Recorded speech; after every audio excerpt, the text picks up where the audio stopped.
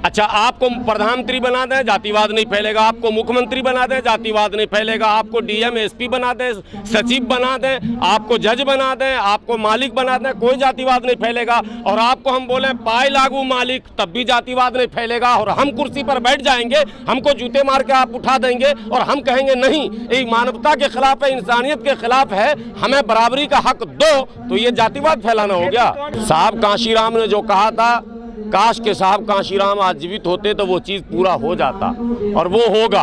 खेती कौन करेगा? कहाँ लिखा हुआ है? संविधान में लिखा है कि खेती जो है वो दलित ही करेगा, पिछड़ा ही करेगा। कौन, कहाँ पर लिखा हुआ भाई? व्यवस्था में है वर्ण व्यवस्था। फिर वही आ गए ना, वही आप वर्ण व्यवस्था में। हम भारत संविधान से चलेगा कि मनुस्मृति से चलेगा? आप वर्ण साधु संत कह रहे हैं, इसीलिए ना पाए लागू पंडित जी खड़े रहते थे ना। हमारे माँ बाप, हमारे जो पूर्वज थे, उनकी हिम्मत, चप्पल पहनकर, जूता पहनकर चलने की हिम्मत नहीं होती थी ना गली कूचे में। अब यही तो कलेजे पे सांप लौट रहा है। जातिगत जनगणना होगा, सबको पता चल जाएगा। जिसकी जितनी संख्या भारी, उसकी उतनी हिस्सेदारी का नारा लगने लगेगा। लोग अपना अधिकार मांगने लगेंगे, लोग सड़कों पर उतरने लगेंगे, और इसी को लोग कह रहे हैं अराजकता फैल जाएगा। अरे भाई, क्यों अराजकता फैलेगा? जब इंसाफ दोगे, जब न्याय दोगे, जब अधिकार दोगे, तो अराजकता कहाँ से आएगा? तुम जब उसके हक को दबाकर रखोगे तो अराजकता तो आएगा ही। हम लोगों की पूरी कोशिश है कि जात पात फैले। अगर जात पात फैलेगा तभी उन सभी लोगों को न्याय मिलेगा जिनके साथ सदियों से जो है अन्याय हुआ है। हज़ारों साल का इतिहास है कि जिस देश में हम रहते हैं वहाँ की व्यवस्था जातीय व्यवस्था रही है, और जाति के आधार पर वहाँ उत्पीड़न और शोषण हुआ है। इस बात से कोई इनकार नहीं कर सकता। हद तो ये है कि इस देश में कई नए धर्म का उदय हुआ, कई धर्म विदेश से भी आए। कहा जाता है कि बौद्ध धर्म में जो है समानता की बात होती है, यहाँ बौद्ध धर्म भी रहा। सिखिज्म के बारे में जब आप पढ़ेंगे तो वहाँ भी जो है कहा जाता है जाति विहीन समाज की परिकल्पना है। सुनिए, जाति निकाल रहे हैं। अभी मैं पूरी बात कर ही नहीं रहा था। इस्लाम आया ही था जात को मिटाने, लेकिन यहाँ इस्लाम के आने के बाद भी, क्रिश्चियनिटी के आने के बाद भी, सिखिज्म के आने के बाद भी ये चीज़ें नहीं मिटी। जनगणना पर हाई कोर्ट ने रोक लगाई है। अच्छा, हाई कोर्ट ने रोक लगाई है तो सरकार बड़ी है या कोर्ट बड़ा है, ये फैसला भी अब कुछ दिन में हो जाएगा। जनता कैसे कंटेम्प्ट ऑफ कोर्ट होगा? न्यायपालिका कार्यपालिका में बड़ा कौन, ये विषय है या नहीं? नहीं, सरकार बड़ी है या कोर्ट बड़ा, पहले यही तय हो जाए ना। किसने कह दिया कोर्ट बड़ा है? संविधान का बनाने वाला कौन है? संविधान बनाने वाला कौन है? सदन है। सदन सबसे ऊंची जगह है। जातीय जनगणना होगा जिन लोगों के मन में लड्डू फूट रहा है, जो लोग ये सोच रहे हैं कि अच्छा हुआ कोर्ट ने रोक दिया, वो लोग निराश होंगे, उदास होंगे। बहुत जल्द बिहार विधानसभा का विशेष सत्र बुलाया जाएगा और वहाँ जो है फिर एक बिल लाया जाएगा, और वहाँ से फिर कोर्ट का मामला, जैसे रास्ता बिल्ली काट देती है वैसे कोर्ट का मामला खत्म कर दिया जाएगा।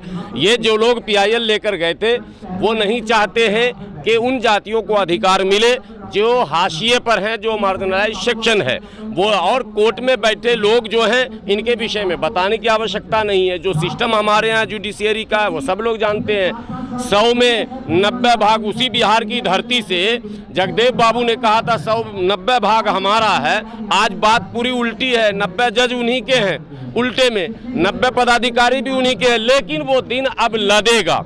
नीतीश कुमार को जो लोग नज़दीक से नहीं जानते हैं वो खुश हो रहे हैं, वो जश्न मना रहे हैं कि अच्छा हुआ कि अब जातीय जनगणना पर रोक लग गई। कल मैं टीवी चैनल में था, एक हमारे परम मित्र थे, खूब खुश होकर बोले, देखा आप मेरे से बहस कर रहे थे जातीय जनगणना पर, मैं डिबेट में था और आप कह रहे थे होना चाहिए। अब हो गया ना, खत्म नहीं होगा। मैंने कहा आप नीतीश कुमार को नहीं जानते, मैं जानता हूं, मैं बिहार का हूं, मैं खूब जानता हूं। भाजपा के साथ रहकर भी भाजपा पर लगाम लगाने वाले नेता का नाम ही नीतीश कुमार है, और नीतीश कुमार जातिगत जनगणना कराएंगे। फायदा उनको है जो हाशिए पर हैं, फायदा उनको है जिनकी गिनती आज तक लोगों ने की ही नहीं, जिन जातियों का एक बड़ा समूह तो रहता है, लेकिन लोग नहीं जानते हैं कि वो भी कहीं है क्या।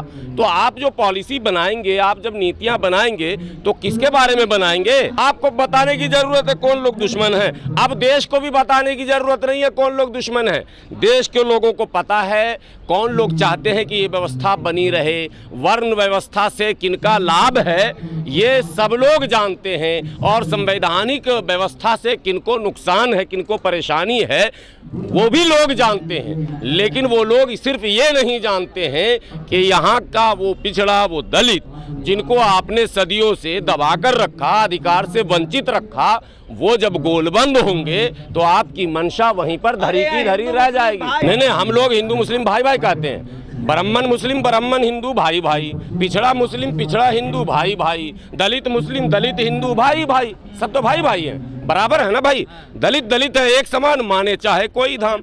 पिछड़ा पिछड़ा बांटना क्या, सब संविधान ने बांटा, 340 341 342 अनुच्छेद 340 है ना भाई, पिछड़ों को न दिया जाता उसमें, तो पिछड़ा क्यों संविधान में लिखा आपने? अनुच्छेद 341 है ना भाई, दलित के लिए आरक्षण मिला हुआ आप लोगों को, बनिए कलेक्टर एसपी। नहीं, कोई नहीं रोक रहा, हम अब आरोप किसी पर नहीं लगा रहे हैं, अब हमारे ही लोग रोक रहे हैं, हमारे जो दलाल हैं, हमारे जो एजेंट हैं समाज के, वो रोक रहे हैं, वो बाधा बन रहे हैं। आज अगर पिछड़ा दलित अगर एक हो जाए, आज वो अपने अधिकारों को समझने लग जाए, उनके नेता चाटुकारिता छोड़ दें, उनके नेता अगर दलाली छोड़ दें, उनके नेता छोटे मोटे पद की लालच को त्याग दें अगर, और वो जो एक नेता महाराष्ट्र से आते हैं, जो अफसोसनाक है कि बाबा साहब की बनाई हुई पार्टी पर वो कब्जा किए बैठे हैं, रिपब्लिकन पार्टी पर, और वो जो मोदी जी की शान में हर सदन में शेर पढ़ते हैं। मोदी जी खुद पिछड़ा है। माने मोदी जी तो पिछड़े हैं ही, ये तो गर्व की बात है कि भारत में पिछड़ों को अवसर मिला है, संविधान के बदौलत ही तो मिला है, वरना मिल पाता क्या पिछड़ों को? देवेगौड़ा बने थे कई, और चौधरी चरण सिंह बने थे। मतलब आप मानते हैं कि एससी देश नहीं चला सकता है? एससी देश नहीं, आप लोग देश के निर्माता हैं। अरे 90 के दशक में लालू जी ने कहा था, बहुत कड़वी बात कही थी 90 के दशक में, कि बहुत चरा लिया भैंस, पहले पूंछ पकड़ के भैंस पर चढ़ते थे, वो डायलॉग उनका बहुत प्रसिद्ध हुआ था। और उसके बाद उन्होंने कहा अब हम सींग आगे से चढ़ते हैं।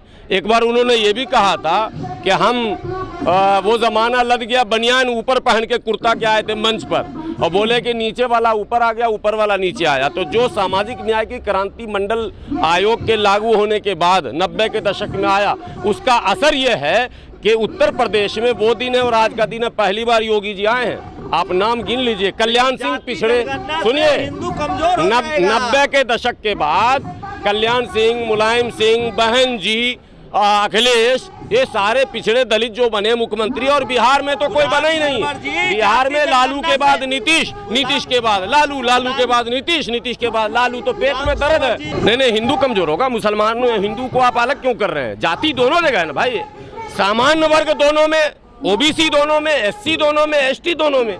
एसटी से हमारे सांसद हैं लक्षद्वीप से मुसलमान, तो जब आदिवासी मुसलमान है, जब दलित मुसलमान है, जब पिछड़ा मुसलमान, आपको पता है ओबीसी कोटे में जो आरक्षण है तो मुसलमान को भी है, जनरल कोटे में जो अभी मोदी जी ने ईडब्ल्यूएस दिया है, तो कोर्ट ने रोक लगा दिया है। अब क्या रास्ता है? रास्ता है, विधानसभा का सत्र बुलाया जाएगा, उस पर कानून बनाया जाएगा, और कानून बनाकर फिर से उस पर अमल किया जाएगा। इसलिए कोई घबराने की जरूरत नहीं है, कोई बात नहीं है। चंद लम्हों की खुशी अगर किसी को मिली है तो वो मुबारक हो, लेकिन इब्तिदाए इश्क में रोता है क्या, आगे आगे देखिए होता है क्या। इसलिए मुझे उम्मीद है कि जातिगत जनगणना होगा। बिहार की धरती ने कई इतिहास रचे हैं, बिहार की धरती ने कई इतिहास रचे हैं, एक इतिहास बिहार में और रचा जाएगा। और जातिगत जनगणना की शुरुआत हमसे पूछिए, हम चाहते हैं कराना। अब कहते हैं मोदी जी क्यों नहीं चाहते, तो वो तो मोदी जी जवाब देंगे क्यों नहीं चाहते। नहीं, हमें ये लगता है कि वो जिस दल में है उस दल की पॉलिसी इसके खिलाफ है, वो दल के लोग नहीं चाहते कि जातिगत जनगणना हो। और सुनिए कड़वा सच, कांग्रेस भी नहीं चाहती जातिगत जनगणना हो, क्योंकि अब राहुल गांधी तो नए कांग्रेस के अध्यक्ष नेता हैं, जो कांग्रेस का नेचर है वो इसके अगेंस्ट है, तो कांग्रेस भी नहीं चाहती। ईवीएम के खिलाफ बहुत सारी बातें आपने सुनी होंगी, ईवीएम बैन करने की बातें आपने कई नेताओं से सुनी होंगी, कभी कांग्रेस के नेता से सुना है क्या? कहीं ना कहीं इनडायरेक्टली कांग्रेस और भारतीय जनता पार्टी का नैतिक समानता है कहीं ना कहीं अब कुछ वोट की मजबूरी है, तो वोट की मजबूरी में वो बजरंग दल को बैन भी करना चले जाते हैं। ये वोट की उनकी मजबूरी है, तुष्टीकरण है। केरला स्टोरी पर क्या कहेंगे, फिल्म है उस पर क्या कहेंगे। हमारे गांव में 2 बूढ़ा बैठा हुआ था और आपस में वो शोले फिल्म देख के आया था, आपस में बात कर रहा था। बोला यार 3 आदमी हम लोग गए फिल्म देखने, और जैसे एक आदमी फिल्म शुरू हुआ और गब्बर सिंह घोड़े पर आया, वो उठ के भागने लगा। तो हमने उसको पकड़ के पूछा, भाई भाग क्यों रहे हो? बोला यार देख नहीं रहे हो घोड़े पर जो आ रहा गब्बर सिंह। बोला अरे यार ये फिल्म है। बोला हम ना जानते हैं फिल्म है, तुम ना जानते हो फिल्म है, वो घोड़ा बेचारा क्या जाने कि फिल्म है। तो ये केरला स्टोरी हो या कश्मीर, यार फिल्म है, ये फिल्म को आप मुद्दा मत बनाइए। मोदी जी कह रहे हैं ना देखने के लिए पिक्चर, तो ठीक है, सबकी अपनी पॉलिसी है, कोई चलाना चाहता है, कोई बंद करना चाहता है, वोट की पॉलिटिक्स है। फिल्म पे ध्यान देने की कोई जरूरत नहीं। फिल्म अपना अलग दुनिया है, उसकी दुनिया ही अलग है, उसको कहते हैं फिल्मी दुनिया। हम सामाजिक जीवन जीते हैं, समाज में हम किनको रोजी रोटी, पढ़ाई लिखाई, दवाई, कमाई, हमारा ये मुद्दा है। अब फिल्म क्या दिखाया जा रहा है, जिनको देखना जाके देखो, जिनका हम लोग को तो फुर्सत ही नहीं देखने का।